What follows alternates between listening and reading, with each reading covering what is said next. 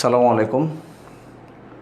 সাধারণ গণিতের উপর বাস্তব সংখ্যা নিয়ে আমাদের আলোচনা চলছিল। এটা হচ্ছে নবম দশম শ্রেণীর সাধারণ গণিত বইয়ের প্রথম চ্যাপ্টার। এখন আমরা এই চ্যাপ্টারের উপরই লেকচার 3 শুরু করছি। এটা আমাদের এই চ্যাপ্টারের উপর তৃতীয় লেকচার। আর এই আজকের লেকচারে আমরা আশা করি এই চ্যাপ্টারটা আলোচনা শেষ করব। তো গত দুটো ক্লাসে আমাদের আলোচনার বিষয় ছিল বাস্তব সংখ্যার প্রকারভেদ, বিভিন্ন ধরনের বাস্তব সংখ্যা সম্পর্কে আমি বলেছিলাম। তারপর পৌনঃপুনিক ভগ্নাংশ সম্পর্কে বা পৌনঃপুনিক সংখ্যা সম্পর্কে কিছু ধারণা দেওয়া হয়েছিল। আজকে সেটার বিস্তারিত আলোচনা হবে এবং পৌনঃপুনিক সংখ্যার যেই যোগ বিয়োগ গুণ ভাগ যে অপারেশনসগুলো আছে সেগুলো নিয়ে আজকে একটু কথা বলা হবে। আর এরপর এই চ্যাপ্টারের প্রশ্নমালায় যে ধরনের ম্যাথসগুলো আছে সেগুলো নিয়ে কিছুটা আলোচনা করে আজকের লেকচার শেষ করা হবে। তো আমরা পৌনঃপুনিক সংখ্যা সম্পর্কে একটু আলোচনা করি। আমরা প্রথম একটু লক্ষ্য করি যে পৌনঃপুনিক সংখ্যা কিভাবে পৌনঃপুনিক সংখ্যা হয় বা কেন পৌনঃপুনিক সংখ্যা হয়। যেমন আমরা যদি কোনো সংখ্যাকে, ধরা যাক একটা সংখ্যা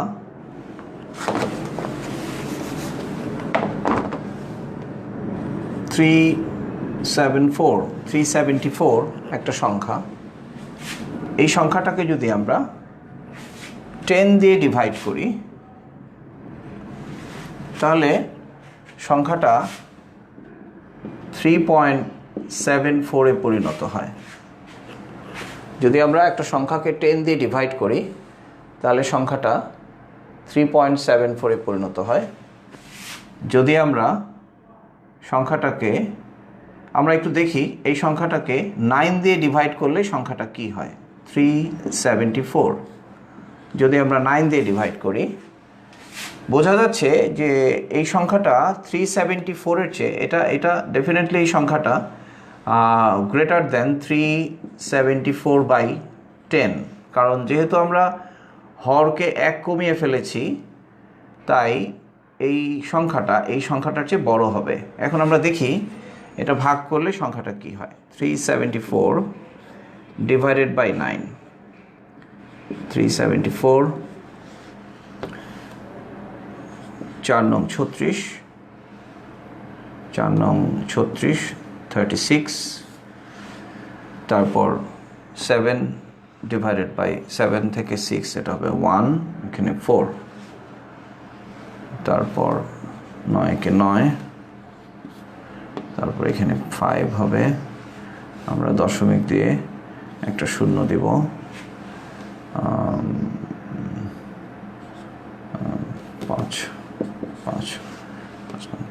45, তারপর আবার 5 আসবে। আচ্ছা, এখন একটা জিনিস লক্ষ্য করি, 14 থেকে 9 বিয়োগ করার পর যখন 5 আসলো, তারপর দশমিক দিয়ে আমরা শূন্য দিলাম, আবার 5 আসলো। এখন এই 5 আসার পর এখানে যে আমরা দশমিকের পর 5 লিখছি, এই 5 লিখে 45, এখন বোঝাই যাচ্ছে যে এখানে 5 বারবার আসতে থাকবে, মানে এখানে 5 আসা আর শেষ হবে না, অর্থাৎ আবারও আমরা 5 দিয়ে মাল্টিপ্লাই করলে এখানে শূন্য হবে, 5 দিয়ে মাল্টিপ্লাই করলে 45 হবে এবং এইভাবে আসতে থাকবে। দ্যাট ইজ এই সংখ্যাটা হলো 41.5555। আচ্ছা, আমরা আরেকটা সংখ্যা দিয়ে একটু টেস্ট করি, যেমন 15 ডিভাইডেড বাই 7 সংখ্যাটা কত হয়। 14, 1, দশমিক দিয়ে শূন্য, একবার যাবে, 7, 3, দশমিক কাছে একটা শূন্য দিতে পারবো, 3 7 21, 4 7 28, 4, 28, 2, আবার আমরা শূন্য দিব, 2 বার 14, 14, 6, আবার শূন্য দিব, 7 8 56, 56, 4, 0, আবারও আমরা 35,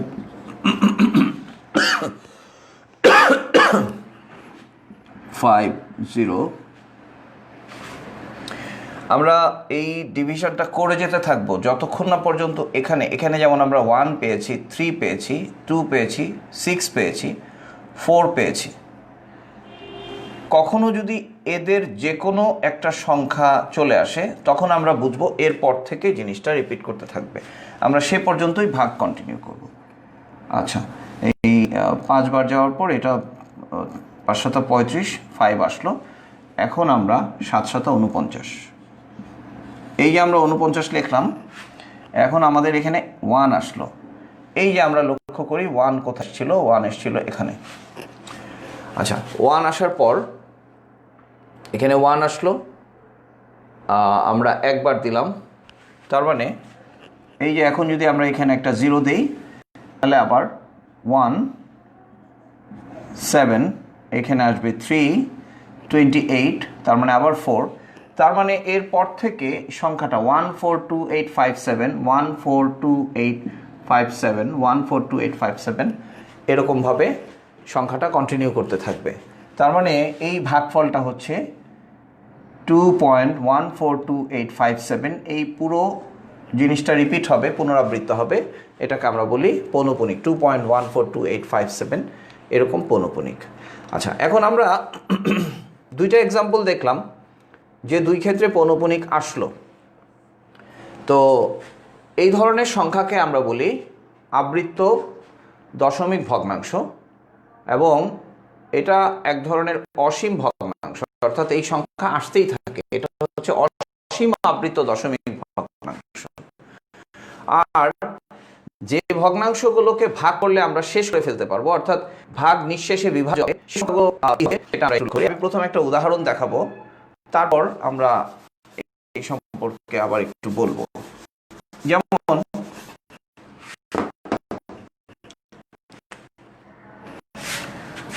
আমরা জানি যে একটা সংখ্যা 2 এর শেষে বিভাজ্য হবে না, কিন্তু 17 8 দুগুণে 16 যখন 1 আসবে, কিন্তু যখনই আমি এখানে একটা শূন্য দিব, তখন শূন্য দিলে যে কোনো সংখ্যার শেষে যদি শূন্য থাকে, 0 থাকে, তাহলে সেটা 2 দিয়ে বিভাজ্য হয়ে যায়। তার মানে এখানে 0.5 10 এখানে ভাগশেষ থাকবে না, অর্থাৎ সংখ্যাটা মিলে যাবে। এটা একটা সসীম দশমিক ভগ্নাংশে পরিণত হলো 2 দিয়ে ভাগ করার পর। যদি আমরা একই রকমভাবে 17কে 5 দিয়ে ডিভাইড করি, যদিও নিঃশেষে, মানে এটা এটা এটা ভগ্নাংশ সংখ্যা হবে, যদি আমরা লিখি 17, এরপর 3 বার 15, 2.0 4 দিলে 20, তারপর ভাগ মিলে যাচ্ছে। দ্যাট ইজ, আমরা যদি 2 এবং 5 দিয়ে যে কোনো সংখ্যাকে ভাগ করি, তাহলে দশমিক আসলেও ভাগটা আলটিমেটলি মিলে যাবে। কিন্তু 2, 5 ছাড়া অন্য কোনো সংখ্যা দিয়ে যদি আমরা ভাগ করি, যেমন আমরা একটু চেক করতে পারি, হ্যাঁ, অন্য কোনো সংখ্যা, যেমন সে আমরা 6 দিয়ে একটু ট্রাই করে দেখি, 6 দিয়ে কি হয়। 7 দিয়ে তো ভাগ করলাম, আমরা একটু দেখি 6 দিয়ে কি হয়। এটা আমি মুছে ফেলছি।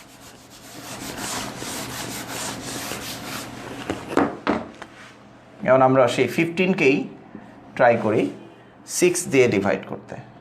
আচ্ছা, এখানে আমরা লক্ষ্য করি 15/6 সংখ্যাটি আলটিমেটলি 3 দিয়ে ভাগ করার পর এটা 2, আর এটা হয়ে যাচ্ছে 15, 3 দিয়ে ভাগ করার পর 5, কাজে এটা ভাগ মিলে যাবে। আমরা এটা দিয়ে চেক করব না, বরং আমরা এমন কোনো সংখ্যা লিখি যা 6 দিয়ে বিভাজ্য হবে না। যেমন আমরা এখানে 16/15/5 না লিখে আমরা এই 17/6কে ট্রাই করি। 17/6 কি হয়?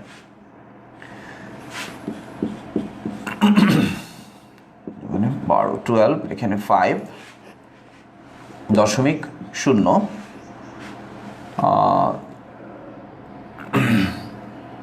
9 বার গেলে, না 9 বার না, 8 বার যাবে, 8 বার 8, 48, 2। আচ্ছা, যখন 2 আসবে আমরা আবার 0 দিব, 3 times 18, আবার 2 আসলো, আমরা আবারও 0 দিব এবং 3 বার। তার মানে হচ্ছে 8, 3, 3, 3, 3 এরকমভাবে আমাদের আসতে থাকবে। তার মানে 2.83 পৌনঃপুনিক। দ্যাট ইজ 3 রিপিট করবে, তাই আমরা 3 এর উপর পৌনঃপুনিক চিহ্ন দিলাম। তার মানে 6 দিয়ে ডিভাইড করলেও এটা বিভাজ্য হচ্ছে না। এখন এটার রহস্যটা আমরা একটু চেক করতে পারি। তোমরা লক্ষ্য করো, 17/6 মানে হচ্ছে 17/2 × 3। আচ্ছা, এখন 2 দিয়ে ডিভাইড করলে এটা ভাগটা মিলে যাবে, কিন্তু এই যে এখানে 3 আছে, এই 3 দিয়ে ডিভাইড করলে আর ভাগটা মিলবে না। তার মানে এটা যে পৌনঃপুনিক হচ্ছে, এই পৌনঃপুনিক হওয়ার মূল কারণ হচ্ছে 3।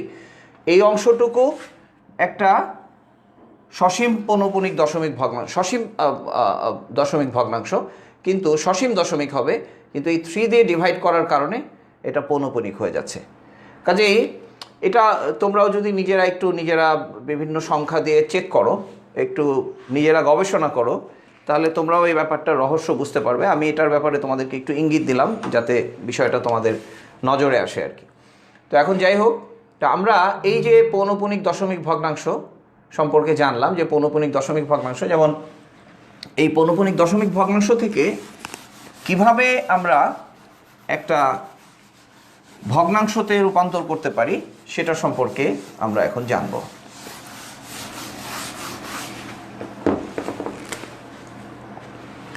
আচ্ছা, তার আগে আরেকটু কথা আমি বলতে চাই। যেমন আমি আমি আমি যদি এরকম কোনো একটা সংখ্যা লিখি 4243423 ডিভাইডেড বাই যদি আমরা 1000 লিখি, লক্ষ্য করো এই ভাগফলটা হবে হচ্ছে 0.423।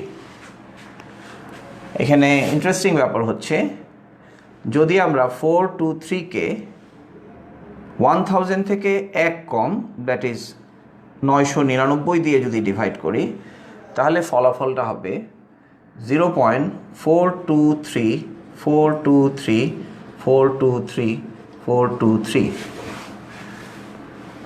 তাহলে আমরা এই অংশটা মুছে দিতে পারি, আমাদের ফলাফলটা হবে 423 পৌনঃপুনিক। মানে হচ্ছে 1000 দিয়ে ডিভাইড করলে যা হবে সেম ডিজিটগুলাই পৌনঃপুনিক হয়ে আসবে যদি আমি 999 দিয়ে ডিভাইড করি। আবার যদি আমরা এরকমই আমরা সংখ্যা বাড়িয়েও এই উদাহরণটা লিখতে পারি 41762, এটাকে যদি আমি 99999 দিয়ে ডিভাইড করি 1 2 3 4 5, তাহলে আমাদের ফলাফল হবে 0.41762 পৌনঃপুনিক। তো এটা একটা অবজারভেশন, আমি এই জিনিসটার দিকে একটু স্টুডেন্টদেরকে মনোযোগী করার জন্য এটা বললাম। তো আমরা এখন এইটাকে আমরা ইচ্ছা করলে ব্যবহার করতে পারি যে কোনো ভগ্নাংশকে, পৌনঃপুনিক ভগ্নাংশকে সাধারণ ভগ্নাংশে রূপান্তরের জন্য, কিন্তু আমরা এটা করব না। তোমাদের পাঠ্যপুস্তকে যে নিয়মটা দেয়া আছে আমরা সেই নিয়মটাকেই ফলো করব।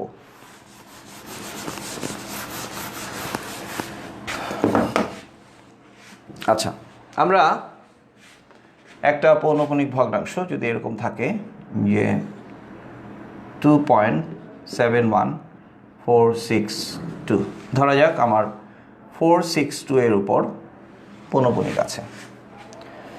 তো আমরা এই সংখ্যাটাকে আমরা এখানে লক্ষ্য করব যে দশমিকের পরে টোটাল কতগুলো ডিজিট আছে, 1 2 3 4 5। তো আমরা এই সংখ্যাটাকে যদি এভাবে লিখি যে 2.71462 পৌনঃপুনিক ইন্টু 1 2 3 4 5 1 2 3 4 5, তাহলে সংখ্যাটা কত হচ্ছে? সংখ্যাটা হচ্ছে যে না, আমরা কি করব, 100 দিয়ে।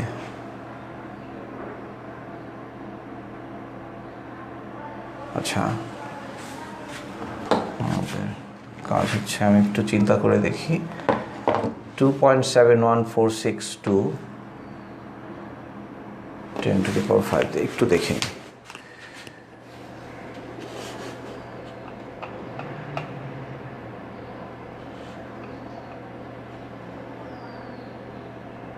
না, ঠিকই আছে,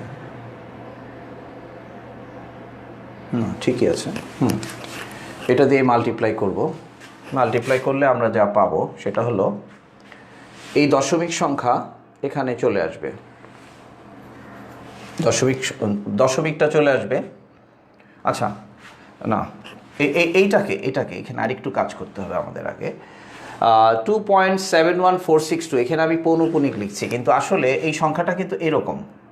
এই সংখ্যাটা হচ্ছে 2.71462 এর উপর পৌনঃপুনিক আছে। এটাকে কিন্তু আমরা আবারও 462 বলতে পারি এবং আবারও 462 বলতে পারবো। এখন এই যে আমরা বারবার 462 বলতেছি, এই 462 এর জন্য আমরা যদি এখানে একটা পৌনঃপুনিক বসাই, এই যে 462 রিপিট করবে, এখানে যদি পৌনঃপুনিক বসাই তাহলে আমাদের এগুলো আর লিখতে হচ্ছে না। আর এখানে যে আমি একটা 462 অতিরিক্ত লিখলাম, এই অতিরিক্ত 462 কিন্তু সংখ্যার মানের কোনো পরিবর্তন করবে না, কারণ এই 462 পৌনঃপুনিক দিয়েই আমি বোঝাচ্ছি যে এই 462 এটা রিপিট করবে।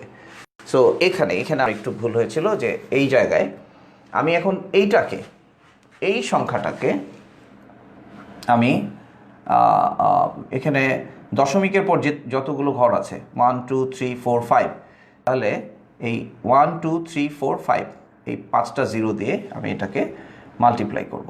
দ্যাট ইজ 2.71462 পৌনঃপুনিককে আমি এটা দিয়ে মাল্টিপ্লাই করলাম। তাহলে মাল্টিপ্লাই করলে কি হবে, এই দশমিক বিন্দুটা 5 ঘর ডান দিকে চলে যাবে, 1 2 3 4 5 5 ঘর ডান দিকে চলে যাবে। তাহলে আমরা ফলাফল যেটা পাবো সেটা হচ্ছে 1462 পৌনঃপুনিক। এই হচ্ছে আমাদের দশমিকের পর মানে আমরা এটাকে 10⁵, দ্যাট ইজ 1, 5টা জিরো দিয়ে মাল্টিপ্লাই করলে ফলাফলটা এরকম হবে।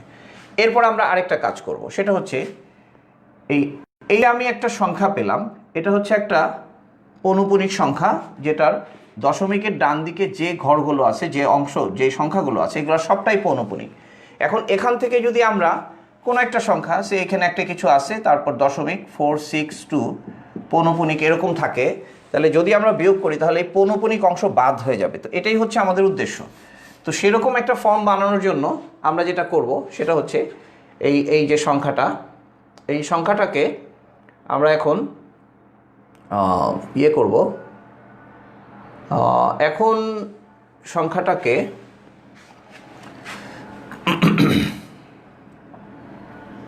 আমরা আবারও গুণ করব আরেকটা সংখ্যা দিয়ে, 2.71462 পৌনঃপুনিক গুণ, কারণ আমরা বলছি এই সংখ্যাটা আর এই সংখ্যাটা কিন্তু সেম, এই দুটো সংখ্যা কিন্তু সেম, কোনো পার্থক্য নাই। এটাকে আমরা এখন 100 দিয়ে গুণ করব, 10⁻²। এখানে দশমিকের পরে যে কয় ঘর আছে সে কয় ঘর বেশি, অর্থাৎ 7112, এখানে দুইটা জিরো দিয়ে গুণ করব। গুণ করার পর এই গুণফলটা যদি আমরা এখানে লিখি, এটা হবে হচ্ছে দুই ঘর, তাহলে 271, দ্যাট ইজ 271.462 পৌনঃপুনিক, 462 পৌনঃপুনিক। আচ্ছা, এখন লক্ষ্য করি, আমরা যদি এখন বিয়োগ করি, বিয়োগ করলে এই সংখ্যাটা আর এই সংখ্যাটা, যদিও আমরা একটু অন্যরকমভাবে লিখেছি, কিন্তু এই সংখ্যাটা আর এই সংখ্যাটা কিন্তু সেম, এই সংখ্যাটা আর এই সংখ্যাটা সেম। তাহলে সেম সংখ্যার 1 লক্ষ গুণ থেকে সেম সংখ্যার 100 গুণ আমরা বিয়োগ করলাম। তাহলে আমাদের ফলাফলটা হলো, আমাদের মূল সংখ্যাটা ছিল এটা, কাজে আমরা এইটাকেই লিখলাম, আমরা এখানে লিখব 2.71462 পৌনঃপুনিক ইন্টু 1 2 3 4 5 মাইনাস 100 ইকুয়ালস টু, এখানে আমরা উপরের সংখ্যা থেকে নিচের সংখ্যা বিয়োগ করে দিব। তাহলে আমরা দেখতে পাচ্ছি দশমিক বিন্দুর ডান দিকে সবগুলো পৌনঃপুনিক অংশ, বিয়োগ হলে এটা দশমিকের ডান দিকে কিছু থাকবে না। আর এখানে আমরা যেটা পাবো সেটা হচ্ছে 271.462 মাইনাস 271। এই বিয়োগফলটা আমরা এখন লিখব না, বিশেষ কারণে আমরা এই বিয়োগফলটা লিখব না, এটা দিয়ে আমরা একটা কিছু বোঝাবো। অর্থাৎ এই সংখ্যাটা থেকে এই সংখ্যাটার বিয়োগফল হচ্ছে আমাদের পৌনঃপুনিক অংশ বাতিল হয়ে গেল, কারণ এটা সেম, বিয়োগ করলে সব বাদ হয়ে যাবে, আর 271.462 মাইনাস 271। এখন আমরা যেটা পাচ্ছি সেটা হলো, আমরা যদি এটা থেকে 1000 বিয়োগ দেই, 100 বিয়োগ দেই, তাহলে আমাদের ফলাফল কি হয় দেখি, 2.71462 পৌনঃপুনিক ইন্টু, এখানে দুটো শূন্য হবে, তারপর যদি আমরা বিয়োগ করি, এখানে যেটা হবে 3টা 9 হবে, 1 লাখ থেকে 100 বাদ দিলে 99,900, 1 লাখ থেকে 100 বাদ দিলে 99,900। আচ্ছা, ইকুয়ালস টু 271.462 মাইনাস 271। আচ্ছা, তাহলে এখন এই সংখ্যাটার একটা মান চলে আসবে ভগ্নাংশ আকারে 2.71462 পৌনপুনিক ইকুয়ালস টু হচ্ছে 271462।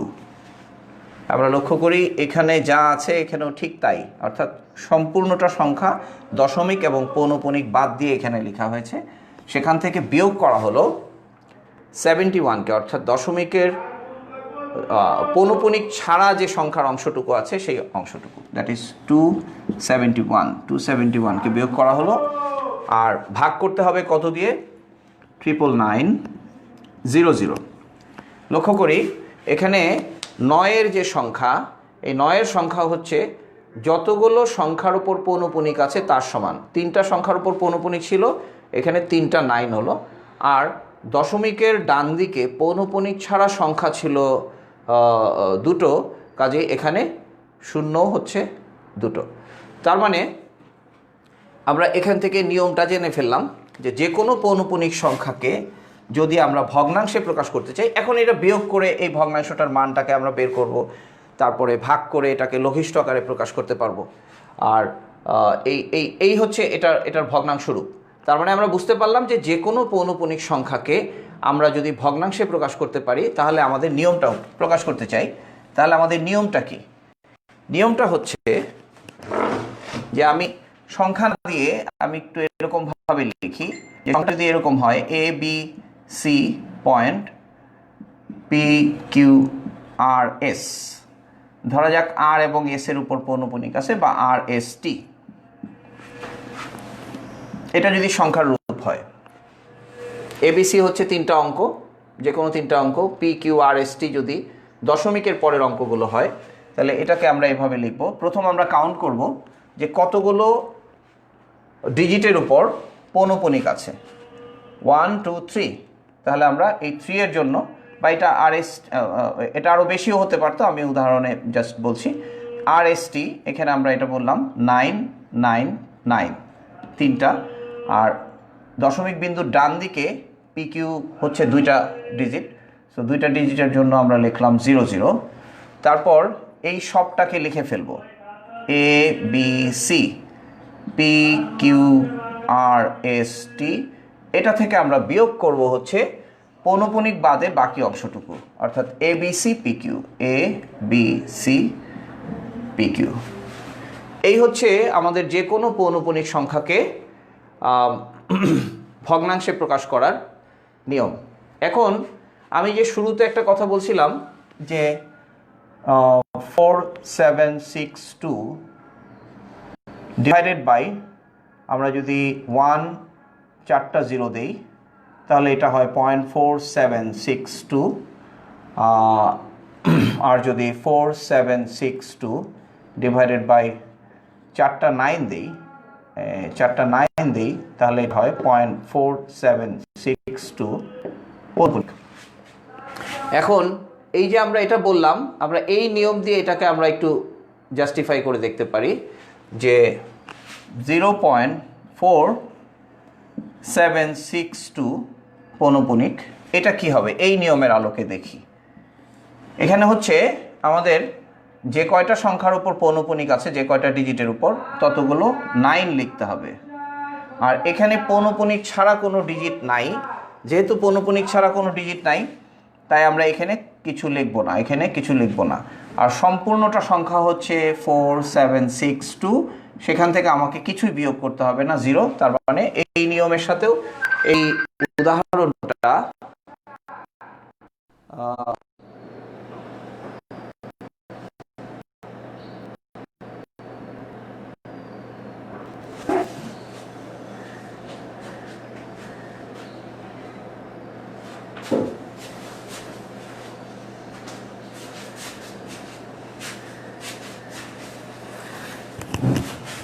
দুঃখিত, মাঝখানে একটু ইন্টারাপশন হলো।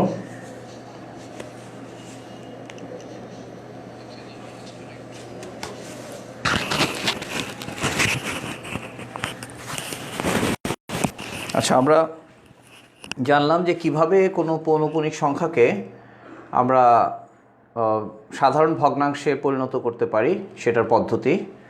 এখন আমরা এই পৌনঃপুনিক সংখ্যার যোগ বিয়োগ সম্পর্কে একটু জানব। পৌনঃপুনিক সংখ্যার যোগ বিয়োগ।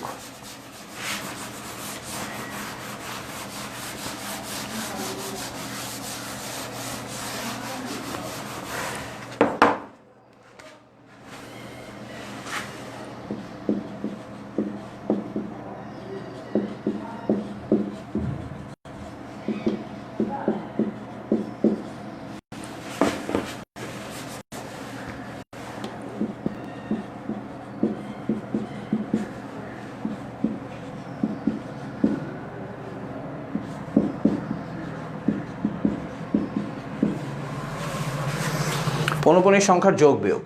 আচ্ছা, তার আগে আমাদের একটু জানতে হবে সদৃশ্য পৌনঃপুনিক বা সদৃশ্য দশমিক ভগ্নাংশ। সদৃশ্য দশমিক ভগ্নাংশ।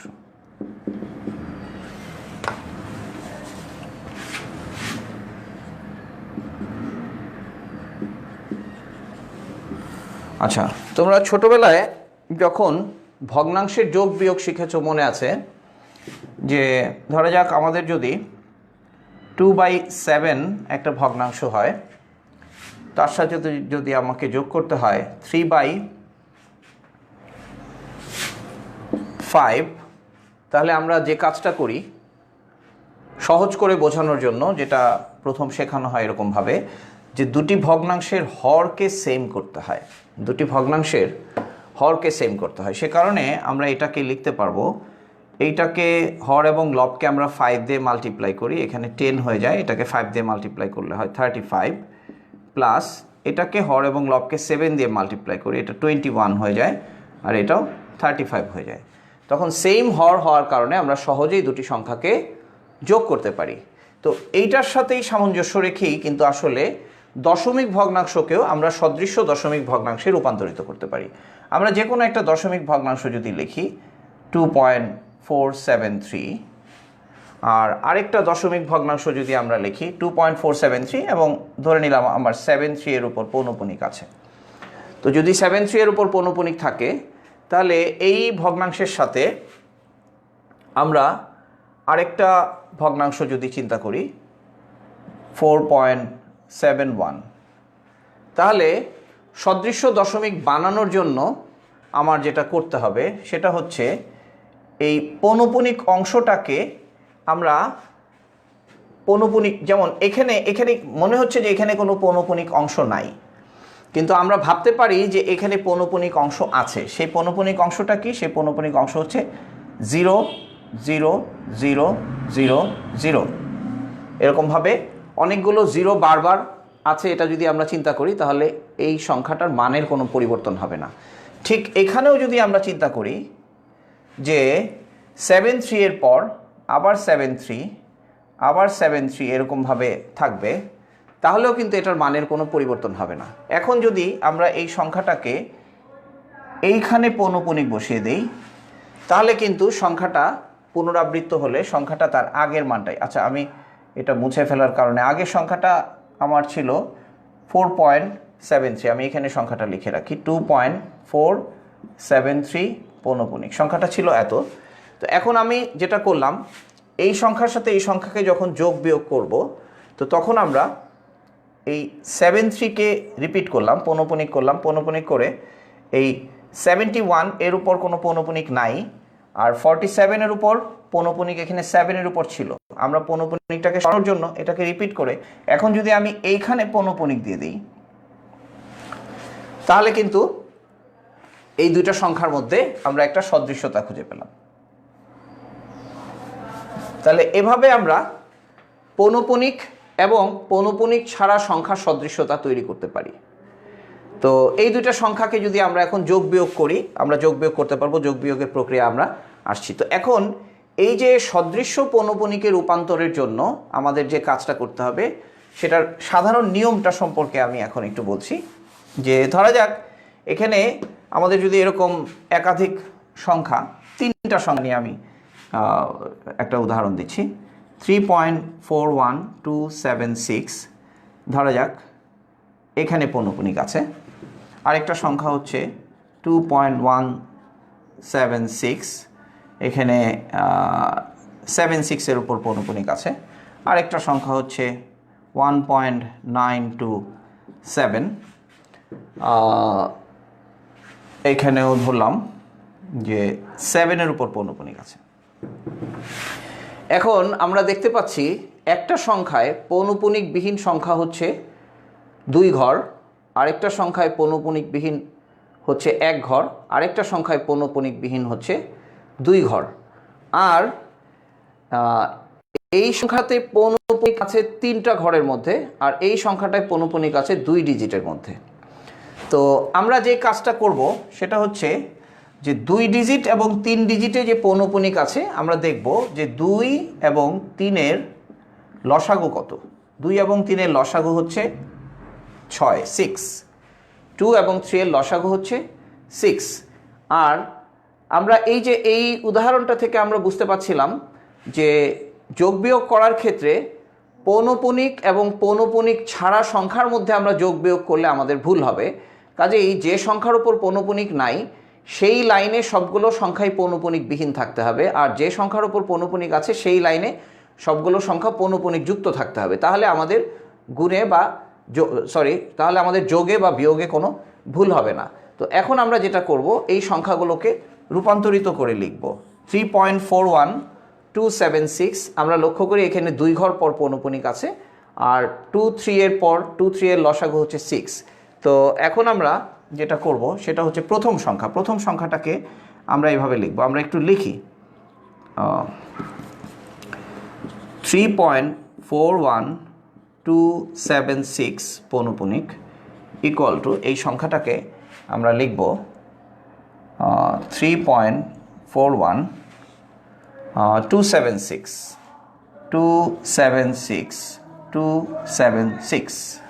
অর্থাৎ এটা লসাগু 6।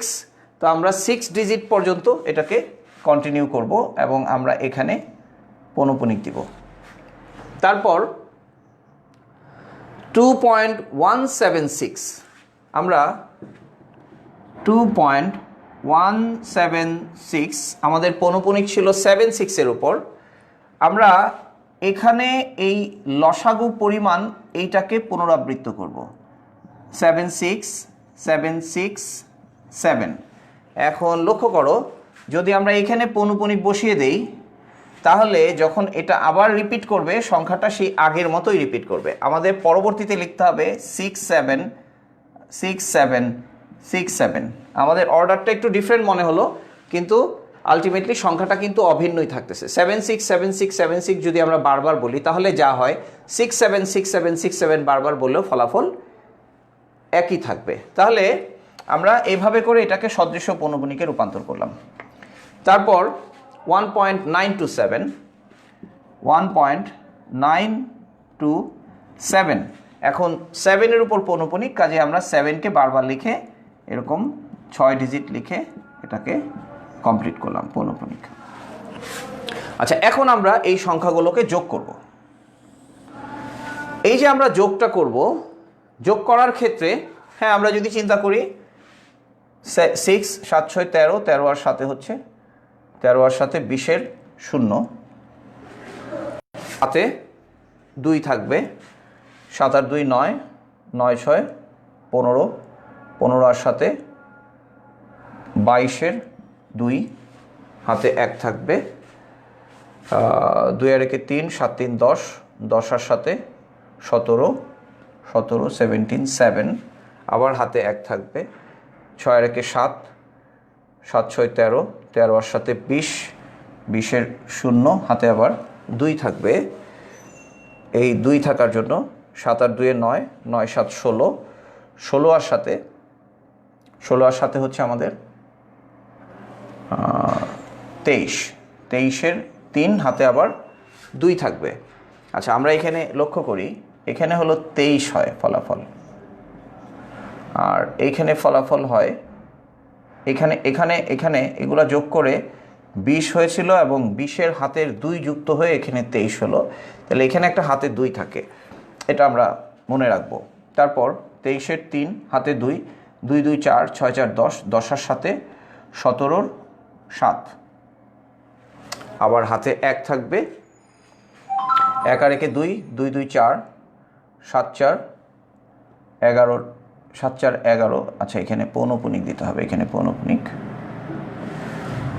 এখানে পৌনঃপুনিক। আচ্ছা, মনে হয় পৌনঃপুনিকটা দেখতে একটু অসুবিধা হতে পারে, এগুলো একটু বড় করে লিখছে, এগুলো পৌনঃপুনিক, এখানে পৌনঃপুনিক, এগুলো দশমিক।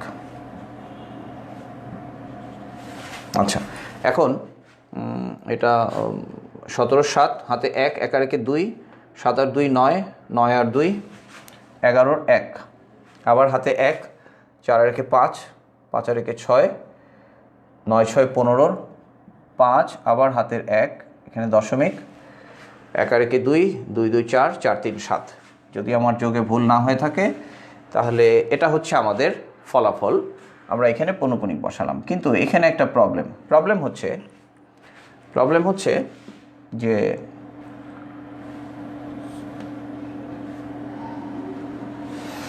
প্রবলেম হলো এই সংখ্যাটা আমরা এখানে পৌনঃপুনিক দিয়ে শেষ করে দিছি, কিন্তু আসলে সংখ্যাটা কিন্তু এখানে শেষ হয়নি। এই সংখ্যাটার পরবর্তীতে এই জায়গাতে, মানে এই 6 এর পর, কিন্তু 6 এর পর এটা আবার 2 দিয়ে শুরু হবে, 2 7, আর এটা আবার 7 এর পর 6 7 হবে, কন্টিনিউ করবে, আর এখানেও 7 এর পর আবার 7 7 কন্টিনিউ করবে। এখন আমরা দেখি যে এই যে 7 7 7 যোগ হয়ে এখানে 23 হলো, 23 এর হাতের এখানে আমরা 3 লিখলাম, তার মানে এখানে একটা 3 হবে, এখানে হবে, তারপর হাতের 2 থাকবে, সেই 2 এই 2 এর সাথে যোগ হবে, তাহলে 2 2 4, 6 4 10, 10 এর সাথে 17, 17 7 হবে, এখানে হাতে আবার 1 থাকবে, সেই হাতের 1 যদি আমরা এখানে যোগ করি 6, এটা 7 7 7 7 14, 14 আর 7 হচ্ছে 21, তখন কিন্তু এখানে 0 হবে না, এখানে কিন্তু 1 হবে।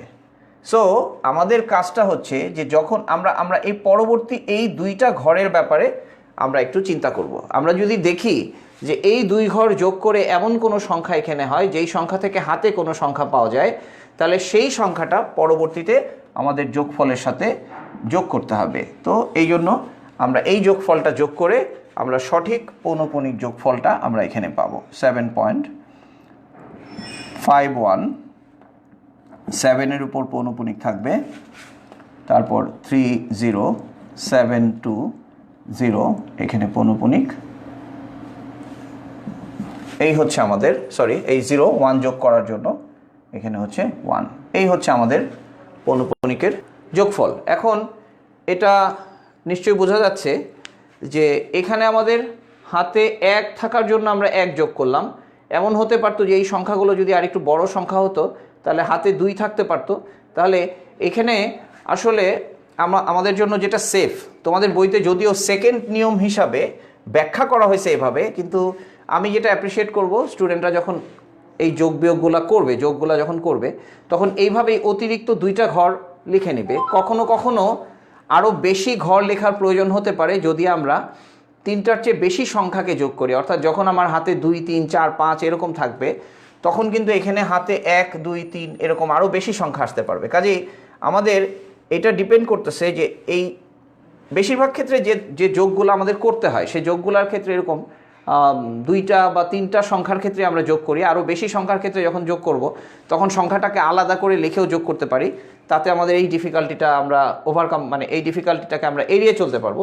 যে আমি যদি মনে করি যে আমি 3টা সংখ্যা করে যোগ করব, তাহলে আমাদের কাজটা সহজ হবে এবং ভুলের সম্ভাবনা থাকবে না। কিন্তু বেশি সংখ্যাকে একসাথে যোগ করতে গেলে কিন্তু এখানে হাতে 1-এর চাইতে বেশি সংখ্যা আসতে পারে। আমার এক্ষেত্রে 1 আসলো, তোমাদের বইতে এরকম উদাহরণ আছে যেখানে হাতে 1-এর চেয়ে বেশি সংখ্যা আসে। কাজেই এই হচ্ছে আমাদের যোগের পদ্ধতি, যে 2টি পৌনঃপুনিক সংখ্যাকে আমরা এই পদ্ধতিতে যোগ করব। যদি এখানে ছোট সংখ্যা থাকে, হাতে কিছু না থাকে, তাহলে এখানে ফলাফল যা আছে তাই লিখে আমাদের পৌনঃপুনিক দিয়ে দিতে হবে। এখন আমরা আসি 2টি পৌনঃপুনিক সংখ্যার বিয়োগের পদ্ধতির ক্ষেত্রে।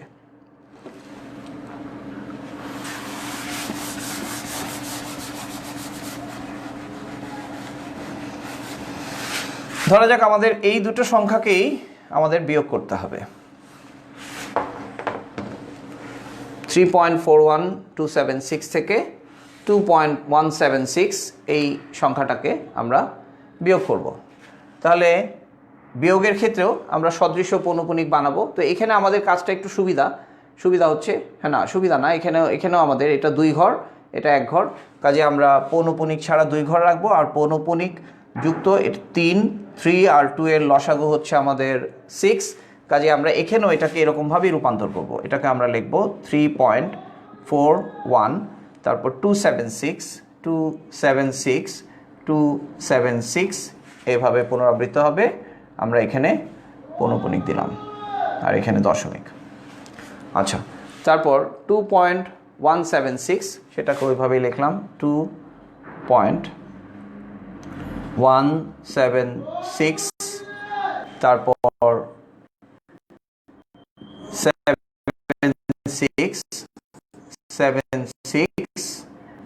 7 এইভাবে আমরা পৌনঃপুনিক দিলাম। আচ্ছা, এখন যে এখানে অবশ্য এই উদাহরণটাতে ওই অপশনটা থাকা দরকার ছিল। যাই হোক, এইটাকেও যদি আমরা এরকম একটা ঘর বা দুটো ঘর বাড়িয়ে লিখি, এই 2 এর পরে 2 এর পরে 2 আসবে, 6 এর পরে 2 আসবে, আর এখানে 7 এর পরে আবার 6 আসবে। হ্যাঁ, ঠিক আছে। আচ্ছা, 27 আমি 2 ঘরে লিখলাম, এখানে 6 এর পরে আবার 7 আসবে। তো আমরা যখন বিয়োগ করব, আমরা প্রথম এটাকে ভুলে গিয়ে বিয়োগটা করি। আমরা ভুলে যাই যে অংশটা আছে, তাহলে সেক্ষেত্রে বিয়োগ করলে কি হবে? 7 16 হবে, এখানে আমাদের 16 চিন্তা করতে হবে, তাহলে 16 বিয়োগ 7 সমান হচ্ছে 9 পৌনঃপুনিক। তারপর হাতে 1, 7 বিয়োগ 7 সমান 0, তারপর এখানে হচ্ছে 7 আছে 12 হবে, 5 হলে হাতে 1, এই 6 রেখে 7, 6 বিয়োগ 7, আচ্ছা আবার 7 আছে 16 হবে, 9 হলে আবারও হাতে 1, 7 রেখে 8, 8 আছে 17 হবে, 9 হলে আবারও হাতে 1, 6 রেখে 7, 7 আছে 12 হবে, 5 হলে আবারও হাতে 1, 7 রেখে 8, 8 আছে 11 হবে, 3 হলে এখানে পৌনঃপুনিক হবে, 8 আছে 11 হবে, 3 হলে আবারও হাতে 1, 4 বিয়োগ 1 রেখে 2, 4 বিয়োগ 2 সমান 2, আচ্ছা তারপর 3 বিয়োগ 2 সমান 1। এই হচ্ছে আমার পৌনঃপুনিকের ফলাফল। কিন্তু এই যে ফলাফলটা আমরা লিখলাম, এই ফলাফলের মধ্যে এখানে আমরা 7 আর 6 চিন্তা করেছি, কিন্তু ডান দিকে কিন্তু সংখ্যাটার আরও কিছু অংশ আছে। তার মানে আমরা যদি এখানে 2 আর 6 আছে এটা চিন্তা করি, তাহলে কিন্তু এইখানে যদি আমরা বলি 7 বিয়োগ 7 সমান 0, 6 আছে 12 হবে, 6 আছে 12 হবে, এই যে যখন আমরা এখানে 6 12 চিন্তা করলাম, তখন এখানে আমরা 7-এর ঘরে কিন্তু আরও একটা বাড়িয়ে দিতে হবে। তাহলে আরও 1 এইখানে বাড়িয়ে দেওয়া মানে আমরা এখানে যে ফলাফলটা পাচ্ছি, যেমন এখানে 7 থাকলে 7-এর জন্য 16 থেকে 7 বাদ দিলে হবে 9, তাহলে 16 থেকে 7 বাদ দিলে 9 হয়, কিন্তু আসলে এখানে এই 2 এবং এই 6-এর জন্য, অর্থাৎ আমরা লক্ষ্য করব সর্বডানের যে সংখ্যা, সেই সংখ্যার উপরের সংখ্যাটা বড়, নিচের সংখ্যাটা ছোট, এবং সর্ববামের সংখ্যারও যদি উপরের সংখ্যা বড়, নিচের সংখ্যাটা ছোট হয়, তাহলে এই 1 দিয়ে ব্যালেন্স করার যে ব্যাপারটা, 1 দিয়ে যোগ করা, আমরা যেটা করি যে নিচের সংখ্যাটাকে বিয়োগ করা যায় না বলে উপরের সংখ্যাটার সাথে 10 যোগ করে তারপরে বিয়োগ করি, অর্থাৎ কিংবা নিচের সংখ্যাটাকে তার কারণে এইখানে যে 1-এর যে ভারসাম্যহীনতাটা তৈরি হচ্ছে, সেটাকে অ্যাডজাস্ট করার জন্য আমাদের এখন কি করতে হবে? আমরা এখানে আমাদের ধরা উচিত ছিল আসলে 8, 7-এর জায়গায় 8 ধরা ছিল, তাহলে 7 থেকে 8 বিয়োগ করলে আমাদের ফলাফল কিন্তু আরও এখানে হতো 8। তাহলে সেই 1-এর অ্যাডজাস্টমেন্টের জন্য আমরা এখান থেকে 1 বিয়োগ করে দিব। বিয়োগ করে আমরা সঠিক ফলাফলটাকে লিখব 1.235 পৌনঃপুনিক 995 9 বিয়োগ 1 ইকুয়ালস টু হচ্ছে 8।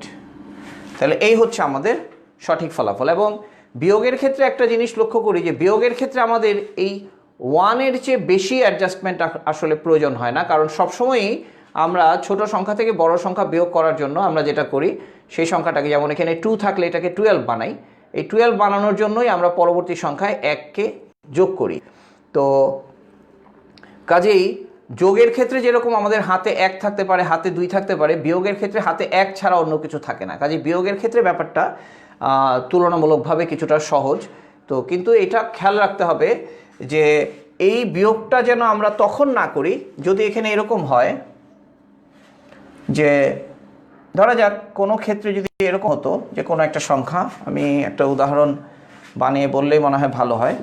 995 আর আরেকটা হচ্ছে 2.137 সে এই সংখ্যাটা।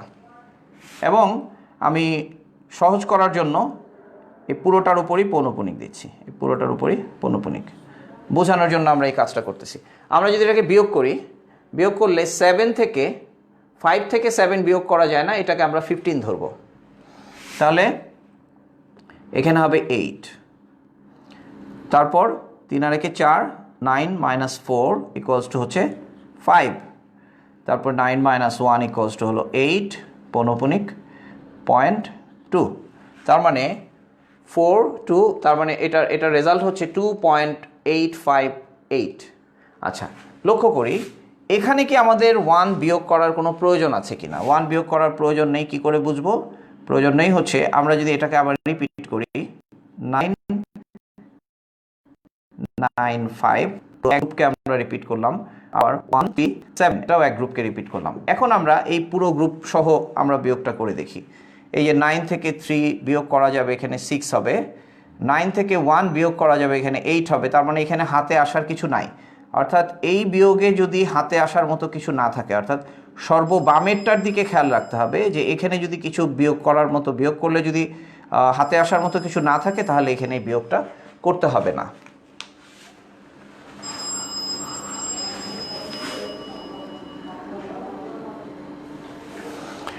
হ্যালো, হ্যাঁ তুমি তো জানো আমি এখন ক্লাসে থাকবো ইয়েতে।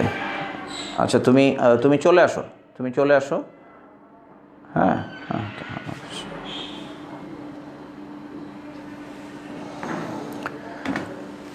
আচ্ছা সরি। তো এই হচ্ছে আমাদের পৌনঃপুনিক সংখ্যার যোগ বিয়োগের পদ্ধতি। আচ্ছা, এরপরে আমাদের থাকছে পৌনঃপুনিক সংখ্যার গুণ এবং ভাগ। পৌনঃপুনিক সংখ্যার গুণ এবং ভাগের যে নিয়ম, সেই নিয়মটা আসলে খুব বেশি কিছু বলার নেই এখানে, কারণ আমরা পৌনঃপুনিক সংখ্যাকে, যে কোনো পৌনঃপুনিক সংখ্যা, যেমন আমাকে যদি বলা হয় 7.493 পৌনঃপুনিক ইন্টু 2.176 এর উপর পৌনঃপুনিক, এরকম দুটি সংখ্যাকে যদি আমাকে গুণ করতে বলা হয়, আমরা এই গুণটাকে করার জন্য যেটা করব, এটাকেও ভগ্নাংশে রূপান্তর করব, এটাকেও ভগ্নাংশে রূপান্তর করে ফেলব। তো ভগ্নাংশে রূপান্তর আমরা জানি, সহজ কাজ। 93 2 ডিজিট, তাহলে 99, তারপর দশমিকের পরে 1 ঘর, কাজে 0। 7493 থেকে আমরা মাইনাস করব 74 ইন্টু এটা একটার উপর পৌনঃপুনিক, কাজে 9 লিখব। 2 ঘরের উপর পৌনঃপুনিক 9, কাজে আমরা 2টা শূন্য লিখব। তারপর 2176 থেকে আমরা বিয়োগ করব 217। তো এই যে আমরা 2টা ভগ্নাংশ পেলাম, এখন এই 2টা ভগ্নাংশকে গুণ করে সেই ভগ্নাংশকে আমরা আবার দশমিক ভগ্নাংশে রূপান্তর করতে পারবো, এবং যদি তখন ভাগ করে পৌনঃপুনিক আসে সেটা পৌনঃপুনিক হবে। ঠিক গুণের ক্ষেত্রে যেরকম, ভাগের ক্ষেত্রেও আমরা একই রকমভাবে রূপান্তর করব এবং এখানে ভাগ করব, এবং এই ভাগের ক্ষেত্রে আমরা সংখ্যাকে উল্টে দিয়ে স্বাভাবিকভাবে যেভাবে আমাদের ভাগ করতে হয় সেই পদ্ধতিতে আমরা ভাগ করব। তো এই হচ্ছে আমাদের পৌনঃপুনিক সংখ্যার যে অপারেশনসগুলো আছে, যোগ বিয়োগ গুণ ভাগের পদ্ধতি। তো আমাদের এই সাধারণ গণিতের এই বাস্তব সংখ্যা অধ্যায়ের যেই বিষয়গুলো তোমাদের সাধারণ গণিত বইতে উপস্থাপিত হয়েছে, তো এগুলাই ছিল মোটামুটি আলোচনার বিষয়বস্তু।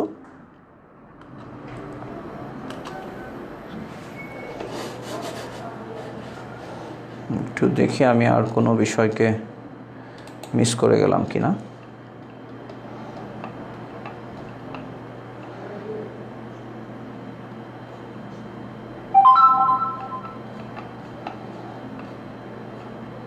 না, আর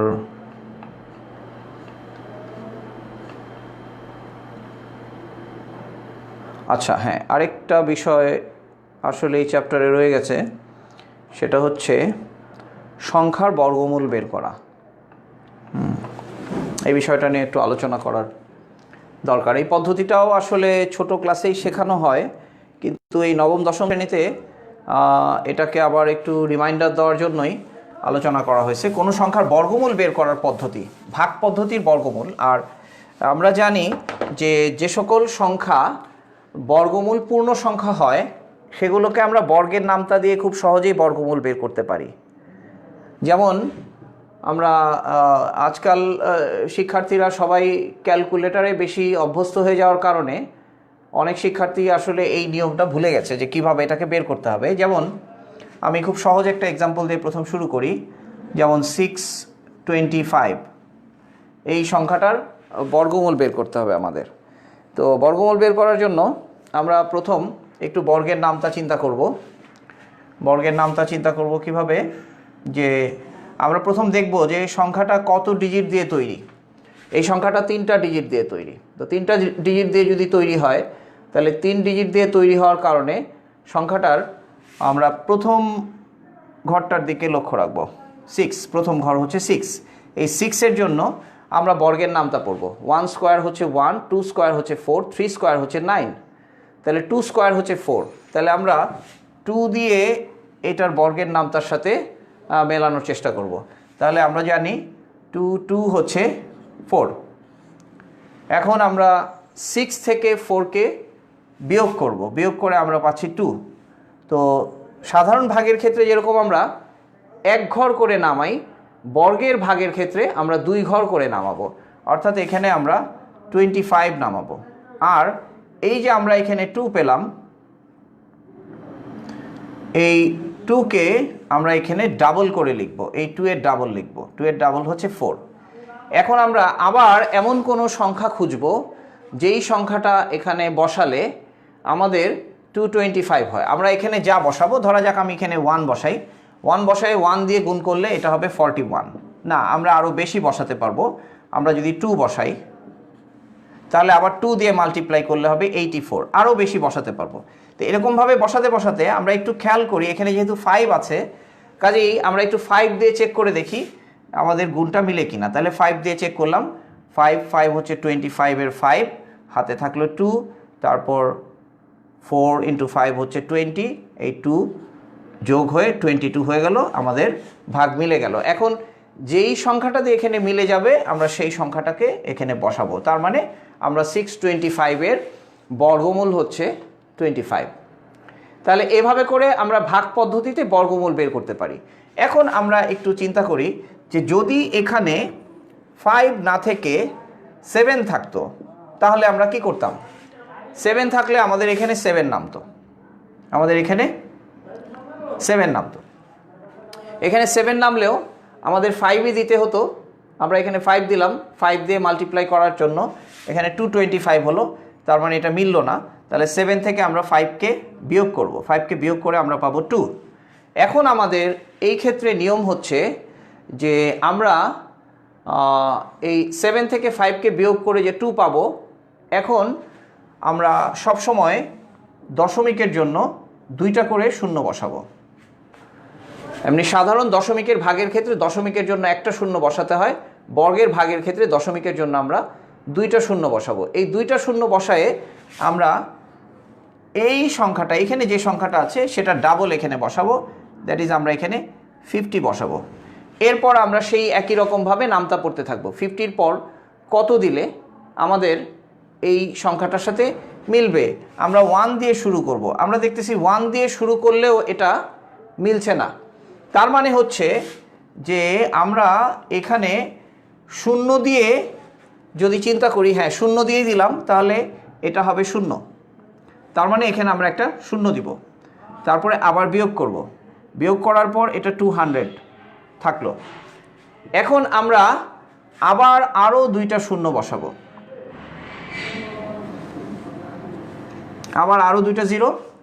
এখন এই স্টেপটা আমরা সাধারণত জাম্প করি, যে আমরা এখানে একটা জিরো দিয়ে এখানে 3টা জিরো বসিয়ে বিয়োগ না করে আমরা চিন্তা করি কি, যে যেহেতু হচ্ছে না কাজে আমরা একটা শূন্য অতিরিক্ত বসায় তারপর সেটাকে আমরা এরকমভাবে লিখব। তো এই কাজটা আমি স্টেপটা জাম্প করলাম না, আমরা এরকম লিখব, এটা বিয়োগ করব, আচ্ছা এখানে একটা শূন্য বসাবো, তারপরে আবার এটা ডাবল, তার মানে এখন যেটা হবে 500 থাকবে, তার সাথে আমরা আবার বর্গের নামতা পড়তে থাকবো। 500-এর পর 1 দিলে এখানে কত আছে, এটা হচ্ছে 5001, এটা হচ্ছে 20,000, 1 দিলে বেশি হবে, 2 দিলে 3 পর্যন্ত দেওয়া যাবে, 3।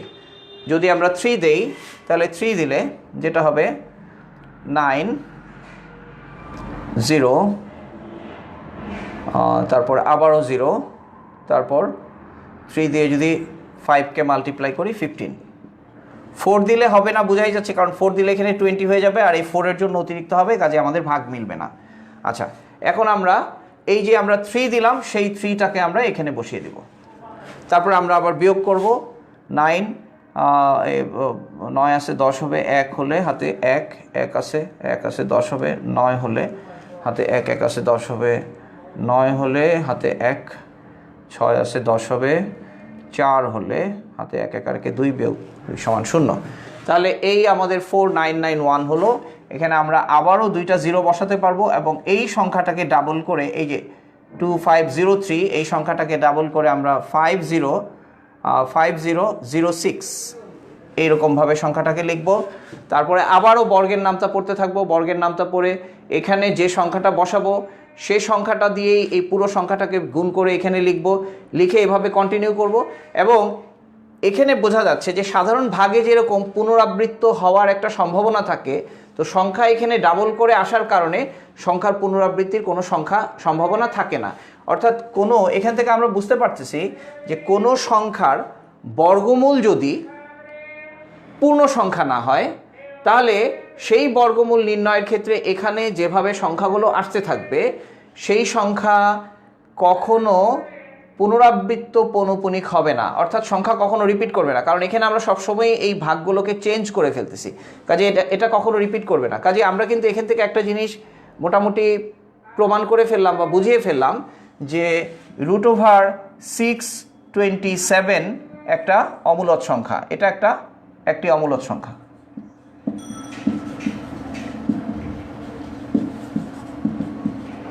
কেন অমূলদ সংখ্যা? কারণ হচ্ছে এই সংখ্যার বর্গমূল নির্ণয়ের ক্ষেত্রে আমরা যদি এরকম দশমিক প্রক্রিয়ার দিকে অগ্রসর হতে থাকি তাহলে দেখা যাবে যে সংখ্যার পর দশমিকের পর সংখ্যা আসতে থাকবে এবং এখানে কখনোই এটা রিপিট করবে না, একই ঘটনা বারবার ঘটতে থাকবে, ঘটনা ঘটবে বারবার, কিন্তু একই সংখ্যার পুনরাবৃত্তি এখানে হওয়ার কোনো সুযোগ থাকবে না, বারবার ভিন্ন ভিন্ন সংখ্যা আসতে থাকবে এবং এটা আমরা যতই কন্টিনিউ করব এটা আসতেই থাকবে। কাজেই যেহেতু পুনরাবৃত্ত হচ্ছে না, কাজেই সেটাকে পৌনঃপুনিক করতে পারবো না, কাজে এই সংখ্যাটা একটা অমূলদ সংখ্যা। তো আশা করি এই পদ্ধতিটা তোমরা বাসায় চর্চা করবে এবং এই পদ্ধতিটা একটু ঝামেলার মনে হলেও এই পদ্ধতিটা তোমরা যদি একটু অভ্যাস করো তোমাদের ভালোই লাগবে, কারণ আজকাল সবাই ক্যালকুলেটারে যোগ বিয়োগ গুণভাগ করে করে অভ্যস্ত। তো তোমরা যদি যোগ বিয়োগ গুণভাগের একটু চর্চা করতে চাও তাহলে তোমাদের সবচেয়ে ভালো একটা কাজ হচ্ছে তোমরা সংখ্যার বর্গমূল উইদাউট ক্যালকুলেটর বের করার কিছু প্র্যাকটিস করো। তো আজকের ক্লাসের এই আলোচনা দিয়ে আমি এই চ্যাপ্টারের বিষয়ভিত্তিক আলোচনার সমাপ্তি টানব। তোমাদের প্রশ্নমালায় যে সমস্ত গাণিতিক সমস্যা আছে আমি আশা করছি যে আমার এই লেকচারটা তোমাদের সেই গাণিতিক সমস্যা সমাধানের জন্য তোমাদেরকে হেল্প করবে।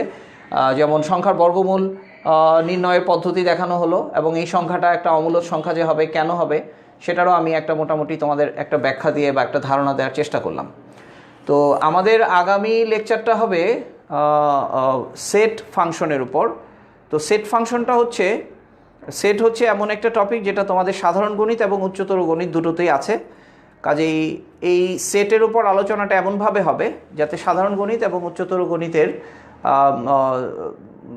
মানে দুটো সিলেবাসকেই কভার করার মতো তোমাদের একটা ধারণা হয়, দুটো সিলেবাস সম্পর্কে জানার মতো বা গাণিতিক সমস্যা সমাধানের মতো একটা ধারণা তোমাদের হয়।